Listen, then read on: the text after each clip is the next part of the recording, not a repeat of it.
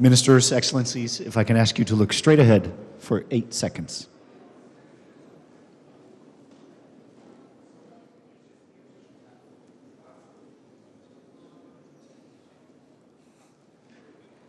That's very good. Thank you very much.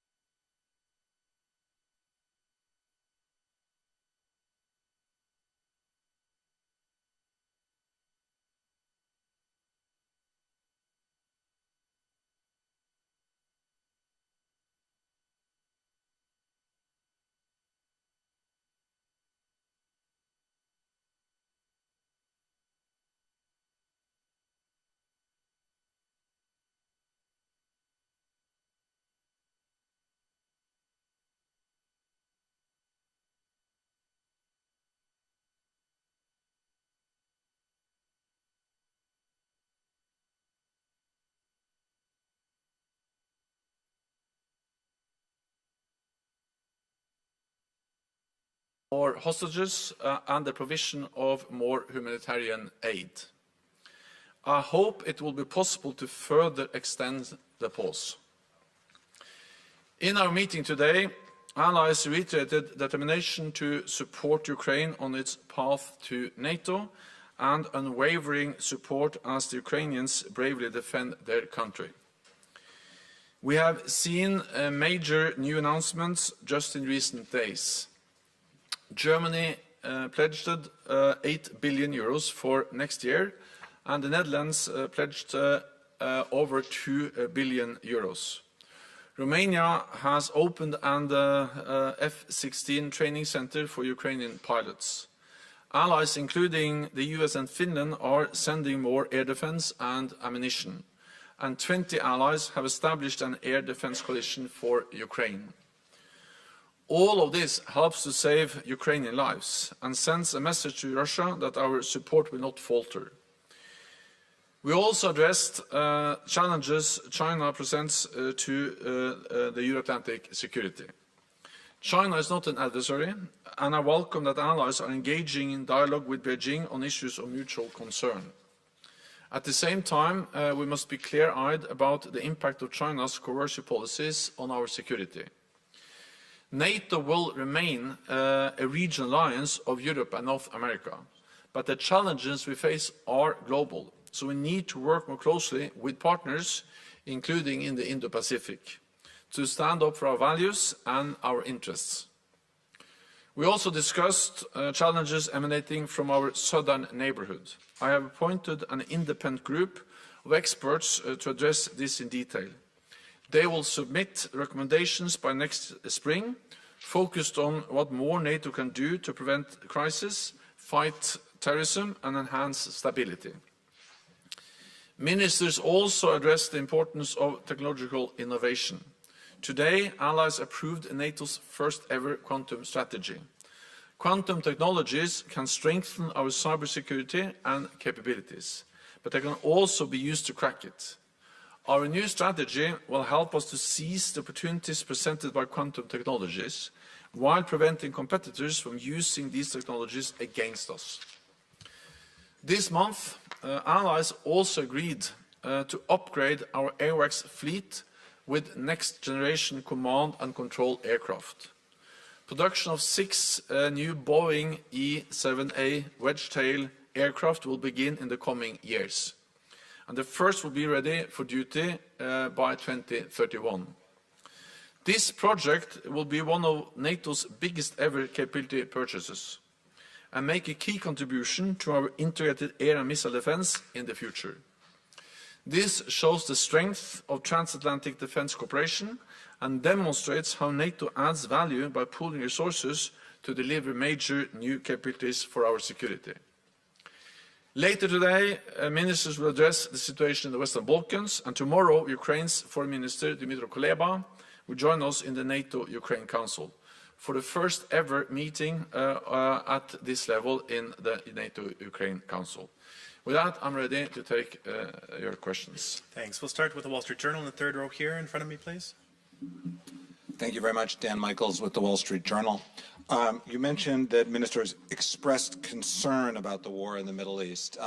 Did it come up anything beyond that? Clearly it's not NATO territory, but the members are involved more or less and have many of them have strikingly different positions. For example, the U.S. and Turkey are on pretty much opposite sides of this. So curious how you reconcile that. And curious whether this figures into any of the work of the group of experts on the southern neighborhood, considering that we've had migrant crises coming out of the Middle East in the past. Thank you very much.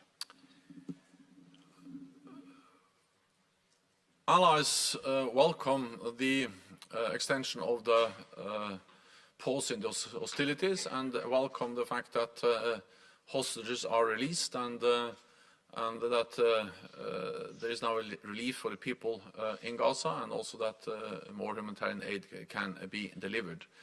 At the same time, I think it's important to recognize that NATO as an alliance does not play an active role in the Israel-Palestine conflict. Some allies are active in different ways, but NATO as an organization is not directly involved.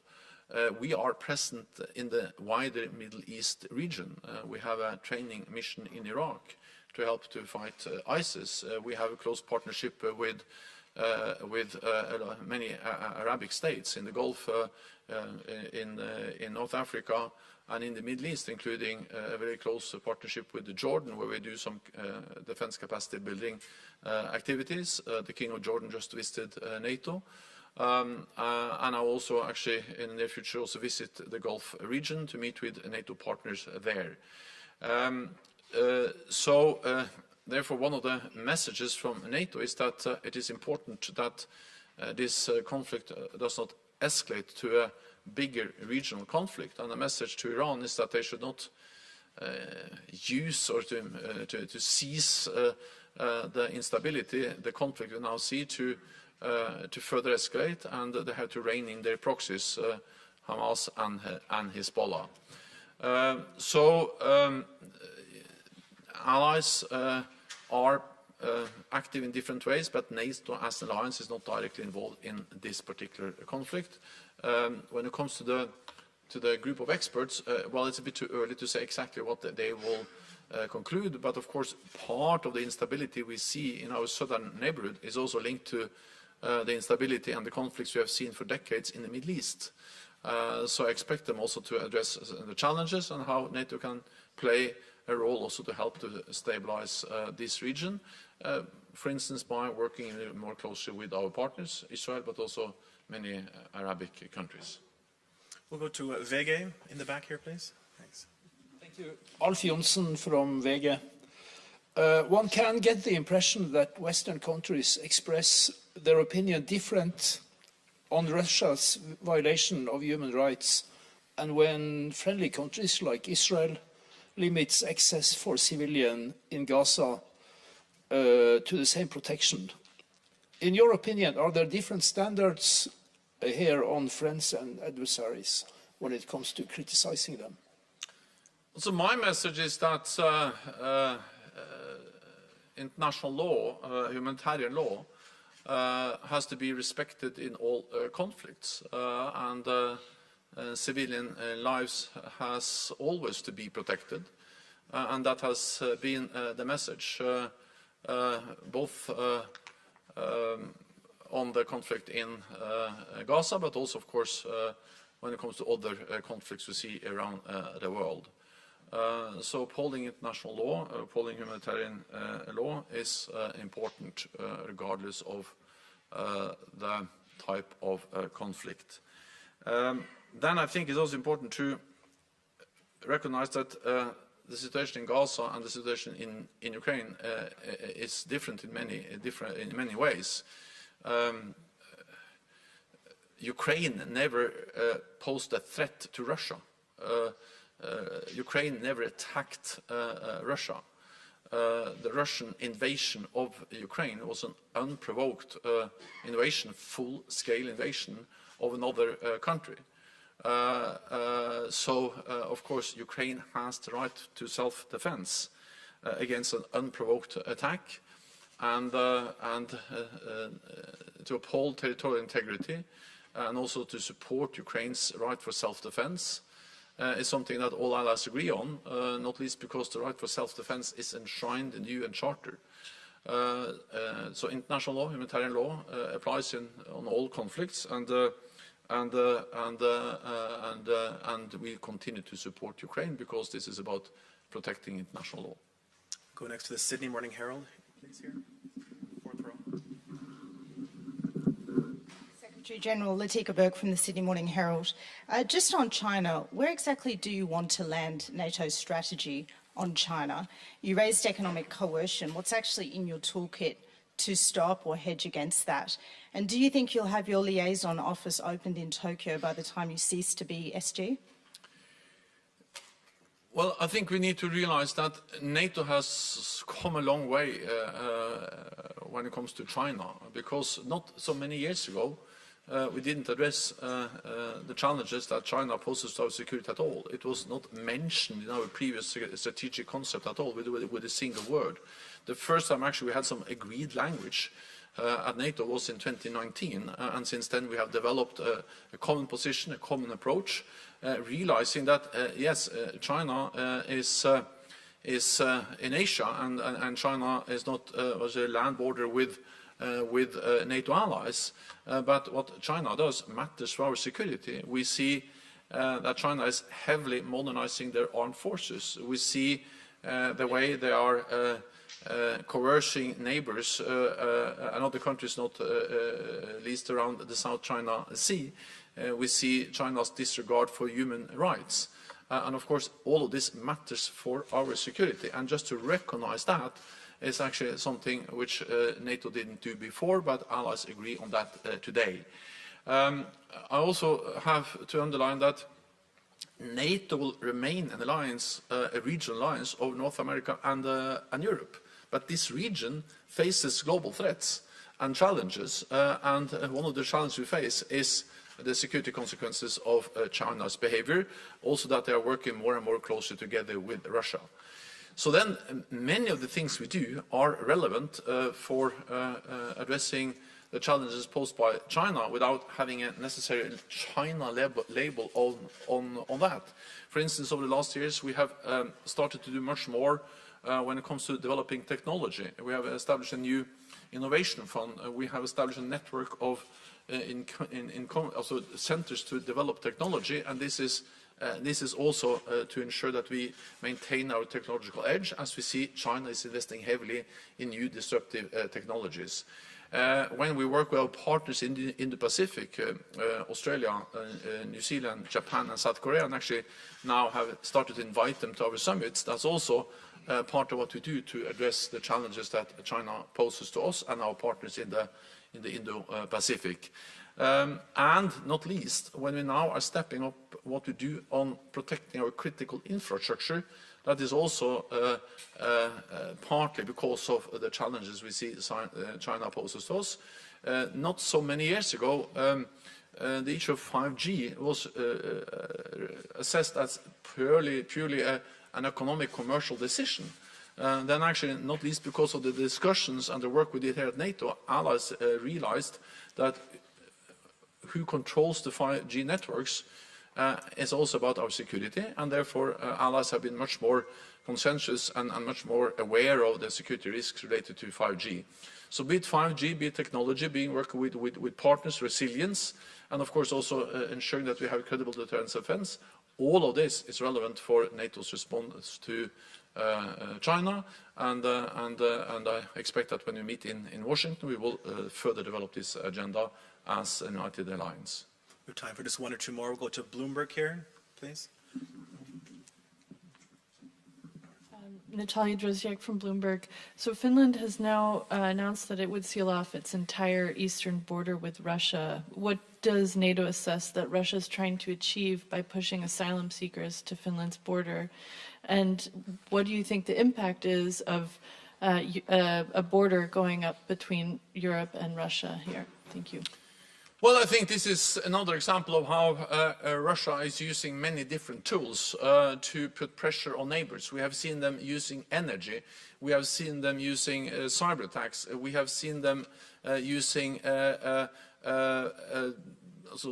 different kinds of clandestine operations to try to undermine our democracies. I just visited the Balkans, where we have seen them being present and also trying to undermine some of the governments we have in the Western Balkans, not least in Montenegro some years ago.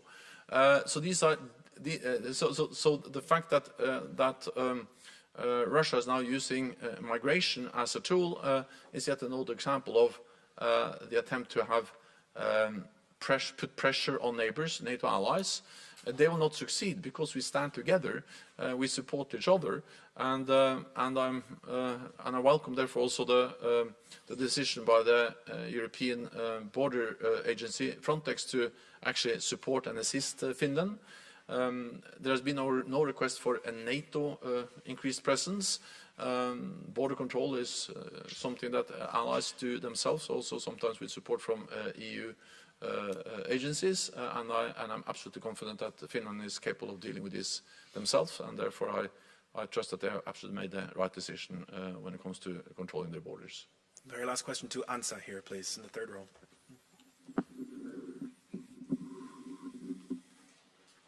Thank you, Secretary General Mattia Bagnoli, ANSA, the National Italian News Agency. Secretary General, in few days there will be a ministerial in Skopje, North Macedonia, a NATO ally. Most of the ministers present today will travel to Skopje. I said most because, for instance, the Baltic states and Ukraine, they said that they won't participate to the ministerial because of the expected presence of Mr. Lavrov. I just wanted to ask you if the issue did come up today in the discussions, and if you personally think that it is appropriate for Mr. Lavrov to travel right now in a NATO country. Thank you. Well, it's for the OSCE to organize their meetings. The OSCE has played an important role for many years. NATO allies are, as individual countries, members of the OSCE, and it's for the OSCE to organize their meetings. So I don't have any advice to give to another organization. My responsibility is to organize NATO meetings, and then the OSCE organize their meetings. I'm afraid that's all we have time for now. The Secretary General will be back to brief you again tomorrow. Thank you. Thank you.